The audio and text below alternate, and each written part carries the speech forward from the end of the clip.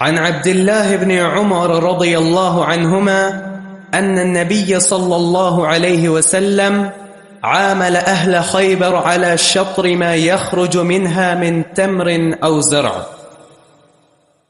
اہل خیبر سے معاملہ ہے.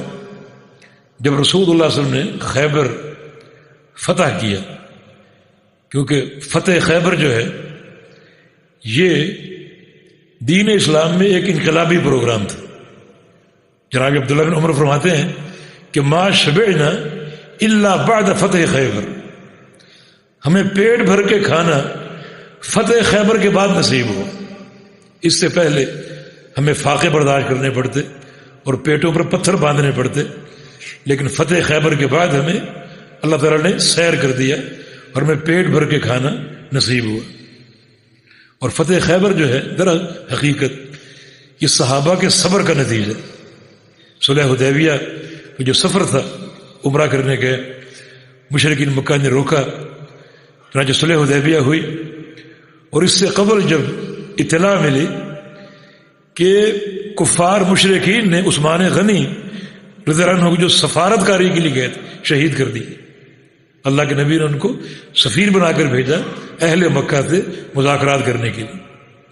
شیطان نے افواہ پھیلا دی، انہیں شہید کر دیا گیا.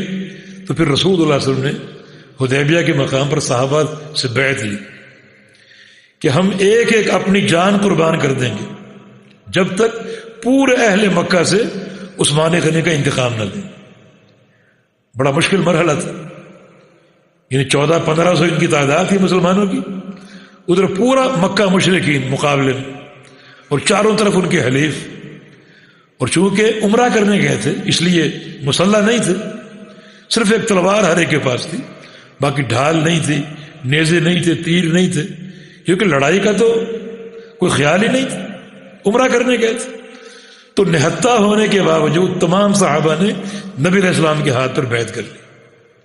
بایعناہ علی الموت، ابن عمر فرماتے ہم نے اللہ کے پیارے پیغمبر کے ہاتھ پر موت کی بیعت کی تھی کہ ایک ایک کر کے اپنی جان قربان کر دیں جب تک ایک مشرک بھی زندہ ہے، عثمان غنی کے انتقام کے لیے لڑتے رہیں. تو یہ بڑی استقامت کی بات. بعد میں خیر وہ قصہ آپ جانتے ہیں، یہ خبر جھوٹی ثابت ہوئی، پھر معاہدہ ہوا اور مسلمانوں کی واپسی ہوئی. تو اللہ تعالیٰ نے اس استقامت اور صبر کے بدلے فتح خیبر دیا. لقد رضی اللہ عن المؤمنین اذ یبایعونک تحت الشجرۃ فعلم ما فی قلوبهم فانزل السکینۃ علیہم واثابهم فتحا قریبا.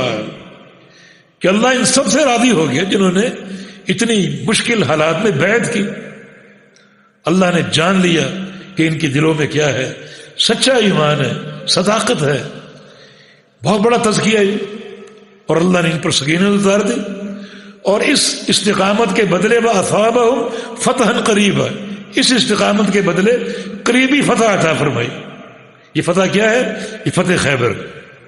چنانچہ صلح حدیبیہ کے بعد خیبر میں پڑاؤ کیا اور یہ یہودی بستی، بہت بڑی بستی، پھلوں سے بھری ہوئی اور باغات سے بھری ہوئی، اللہ تعالیٰ نے یہ فتح کرا دی اور مسلمان مالا مال ہو گئے. یہ ہے اہل خیبر. عامل اہل خیبر، رسول اللہ صلی اللہ علیہ وسلم نے اہل خیبر کے ساتھ معاملہ فرمایا. کیا؟ علی شطر ما یخرج منہا، کہ جو اس کی پیداوار ہوگی اس کی آدھا ہم آپ کو دیں گے. وہ زمین اب ہمارے قبضے میں آ چکی، اس کے مالک اب ہم ہیں، ہم آپ کو نکالتے نہیں، یہاں رہو اور کام کرو، بیج ڈالو اور باغات کی نگرانی کرو. کام آپ کا ہوگا، زمین ہماری، جو پیداوار ہوگی آدھی آپ کی آدھی ہماری. من ثمر و زرع، جو بھی پھل ہوں، کھجوریں ہوں، انگور ہوں، یا کوئی بھی کھیتی ہو، جو گندم یا کوئی بھی جو ہے وہ دانے ہوں، جو بھی پیداوار ہوگی وہ ہم میں آدھی آدھی تقسیم ہوگی. یہ معاملہ بالکل صاف ہے، یہ معاملہ بالکل صاف ہے، کیونکہ اس میں پرافٹ متعین کہ پیداوار ہوگی، سب پیداوار اکٹھی کر لی جائے گی، پھر اس کو تولا جائے گا، آدھی آپ کی آدھی ہماری. مثلا 1000 من ہے تو 500 من آپ کے اور 500 من ہمارے. بالکل صاف معاملہ. اس سے پہلے جو زمین کرائے پر دی جاتی تھی تو وہ مبہم ہوتی تھی کہ یہ زمین میری ہے، یہ زمین آپ کی.